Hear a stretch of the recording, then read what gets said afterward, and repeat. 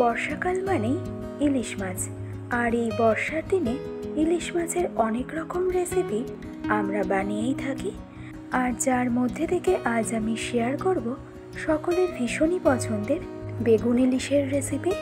তো তাহলে আমাদের আজকের এই রেসিপিটি শুরু করা যাক। আর আমি প্রিয়াঙ্কা আপনাদের সকলকে আমার চ্যানেল ডিলিশিয়াস রেসিপি বাংলাতে স্বাগত জানাই। তো বেগুন ইলিশ বানানোর জন্য আমি নিয়ে নিয়েছি 2 পিস ইলিশ মাছ। রান্নাটা দুজনের জন্য করব। তো এবার এই মাছটা সবার প্রথমে ম্যারিনেট করে নেওয়ার জন্য আমি অ্যাড করেছিলাম হাফ চা চামচ নুন ও হাফ চা চামচের মতন হলুদ গুঁড়ো।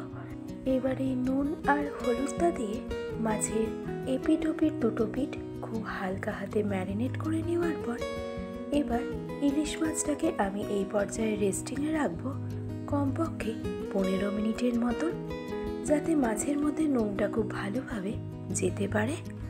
আর অন্যদিকে ততক্ষণে বেগুন ইলিশ বানানোর জন্য আমি নিয়ে নিয়েছি দুটো ছোট সাইজের লম্বা দেখে বেগুনের আপার পোর্শন ও বটম পোর্শনটা একটু করে কাট করে নেওয়ার পর এবার বেগুনটা সমান 1/2 করে কেটে নেব। যেহেতু আমি এখানে ছোট সাইজের বেগুন নিয়ে নিয়েছি, আর যদি বড় সাইজের অথবা মিডিয়াম সাইজের বেগুন আপনারা নিয়ে নেন তবে সেই অনুযায়ী বেগুনটাকে 1/4 অথবা 1/8 বেগুনটাকে কেটে নেবেন। তো বেগুনটা কেটে নেওয়ার পর কেটে নেওয়া বেগুনটা আমি ট্রান্সফার করে নিলাম জলের মধ্যে। এতে বেগুনের মধ্যে কালো দাগ চলে আসবে না। এবার অন্যদিকে একটা মশলার মিক্সচার রেডি করে নেব। আর তার জন্য একটা বোলের মধ্যে আমি নিয়ে নেব হাফ চা চামচ হলুদ গুঁড়ো, 1 চা চামচ কাশ্মীরি রেড চিলি পাউডার, সাথে অ্যাড করে নেব স্বাদ অনুসারে রেগুলার নুন ও টেস্ট ব্যালেন্সের জন্য হাফ চা চামচ চিনি। এবার সবশেষে 1/3 কাপ পরিমাণে জল অ্যাড করে এই সবগুলো উপকরণ একবার খুব ভালো করে মিশিয়ে নেব। আর মশলার একটা মিক্সচার তৈরি করে নেব, যাতে এর মধ্যে কোনো রকম লাম্পস একদমই না থেকে যায়। কোনো রকম জিরের গুঁড়ো বা ধনের গুঁড়ো কিন্তু আমাদের এখানে লাগছে না। এবার মেন রান্নাটা শুরু করব। আর তার জন্য কড়াইতে আমি নিয়ে নিলাম 75 মিলির মতন সর্ষের তেল। মিডিয়াম টু হাই ফ্লেমে তেলটাকে খুব ভালো করে গরম করে নেওয়ার পর তেলের থেকে ধোঁয়াটা উঠতে আরম্ভ করলেই এই পর্যায়ে 15 মিনিট আগে ম্যারিনেট করে রাখা ইলিশ মাছগুলোকে একে একে তেলের মধ্যে দিয়ে দেব। আর মিডিয়াম ফ্লেমে উল্টে পাল্টে জাস্ট 1 মিনিটের মতন ইলিশ মাছের দুটো পিঠ হালকা একটু ফ্রাই করে নেব। খুব বেশিক্ষণ সময় ধরে ইলিশ মাছ ফ্রাই করা কিন্তু একেবারেই যাবে না, তাহলে বেগুন ইলিশের পারফেক্ট সেই টেস্ট কিন্তু আসবে না। আর তাই যখনই দেখবেন ইলিশ মাছের দুটো পিঠের কালারই একটু চেঞ্জ হয়ে এসেছে তখনই এই পর্যায়ে মাছগুলোকে আমাদের তুলে রেখে দিতে হবে। তো ইলিশ মাছটা ফ্রাই করে নেওয়ার পর এবার ওই একই তেলে নেক্সট ব্যাচে আমি ফ্রাই করে নেব কেটে রাখা বেগুনগুলোকে।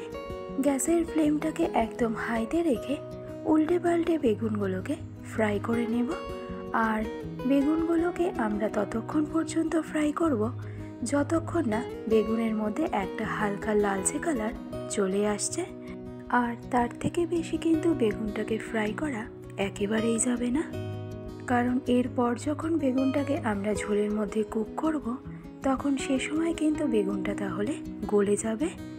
আর তাই যখনই দেখবেন বেগুনের মধ্যে ঠিক এরকম একটা হালকা লালচে কালার চলে এসেছে তখনই এই পর্যায়ে বেগুনগুলোকে তুলে আমাদের রেখে দিতে হবে। অর্থাৎ বেগুনটা আমরা ফ্রাই করে নিলাম 60%-এর মতন।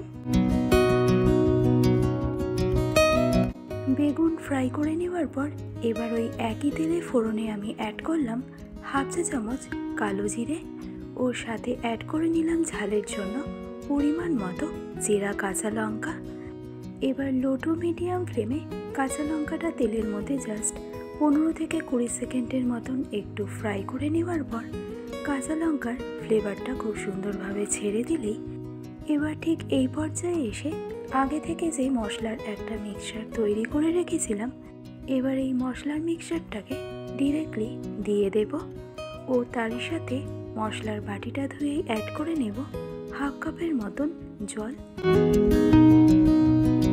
এবার ফ্লেমটাকে একদম মিডিয়াম টু হাইতে রেখে এই পর্যায়ে মশলাটা খুব ভালো করে কষিয়ে নেব, যাতে মশলার থেকে এর কাঁচা গন্ধটা সম্পূর্ণভাবে চলে যায়।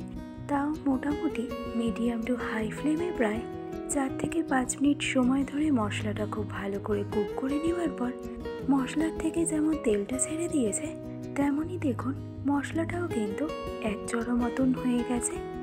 এবার তাই সব শেষে এসে অ্যাড করে নেব পরিমাণ মতো গরম জল। এখানে জলের পরিমাণটা আপনারা নিজেদের মন মতন দিয়ে দেবেন। এবার সব কিছু ভালো করে একবার মিশিয়ে নিয়ে এই পর্যায়ে গ্যাসের ফ্লেমটাকে একদম হাইতে করে দিয়ে এই ঝোলটা সবার প্রথমে একটু খুব ভালো করে ফুটিয়ে নেব।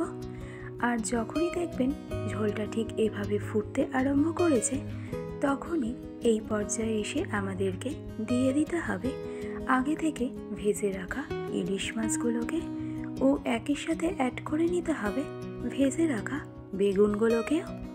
আর সমস্ত কিছু একবারে দিয়ে দেওয়ার পর এবার ফ্লেমটাকে এই পর্যায়ে একদম মিডিয়ামে করে দিয়ে ঢাকনা চাপা দিয়ে সম্পূর্ণ রান্নাটাকে ফাইনালি কুক হতে দেব মিনিমাম 10 মিনিট, যাতে ইলিশ মাছ ও বেগুনটা খুব ভালোভাবে কুক হতে পারে। এবার 10 মিনিট পর ঢাকনা খুলে এই পর্যায়ে দেখুন ঝোলের ওপরের থেকে কিন্তু খুব সুন্দরভাবেই অয়েলটা সেপারেট হতে আরম্ভ করেছে। আর আমাদের আজকের রেসিপি বেগুন ইলিশও কিন্তু অলমোস্ট রেডি। তবে এই ঝোলের টেক্সচারটা একটু ব্যালেন্সে আনার জন্য একটা বোলের মধ্যে আমি 1 চা চামচ কর্নফ্লাওয়ার ও তাতে খুব সামান্য পরিমাণে জল নিয়ে কর্নফ্লাওয়ারের একটা স্লারি তৈরি করে নেব। আর তারপর এই স্লারিটা ডিরেক্টলি আমি দিয়ে দেব ঝোলের মধ্যে। এতে দেখবেন ঝোলের টেক্সচারটা কিন্তু ভীষণই ভালো আসবে। আর ঝোলের মধ্যে যে একটা জলজলে টেক্সচার, সেটা কিন্তু একদমই থাকবে না। তৈরি হয়ে গেল আমাদের আজকের রেসিপি বেগুন ইলিশ। রেসিপিটি কেমন লাগলো সেটা আমাকে অবশ্যই জানাবেন। আর ভালো লাগলে যে কোনো দিনের লাঞ্চে গরম ভাতের সাথে ট্রাই করতে কিন্তু একদমই ভুলবেন না। আশা করছি আপনাদের সকলের ভীষণই ভালো লাগবে। আজকের ভিডিওটি তবে আমি এখানেই শেষ করছি। আবার চলে আসব অন্য কোনো এক রেসিপির আপডেট নিয়ে। ভালো থাকবেন, সুস্থ থাকবেন। ধন্যবাদ।